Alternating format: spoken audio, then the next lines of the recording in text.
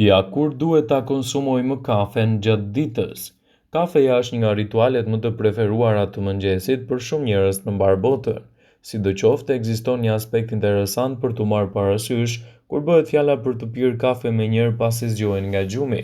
Edhe pse mund të duket se një filxhan kafe është hapi i parë drejt fillimit të energjisë të ditës, shkencëtarët theksojnë se mund të mos jetë mënyra më efektive për t'u freskuar, por për të qëndruar edhe më vigjilent.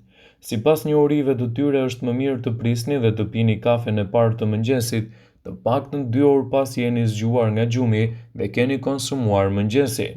Shkenca thotë se një gjumë i mirë gjatë natës është ende i posaçëm kur bëhet fjala për sigurinë e energjisë tuaj të nevojshme. Ndaj, nëse doni të merrni përfitimet e saj të larmishme, atëherë kafen e konsumoni të paktën 2 orë pasi jeni zgjuar dhe keni ngrënë mëngjes. Vëmendje. Informacionet në këtë video kanë për qëllim që të plotësojnë, të mos zhvendësojnë këshillat nga mjeku juaj ose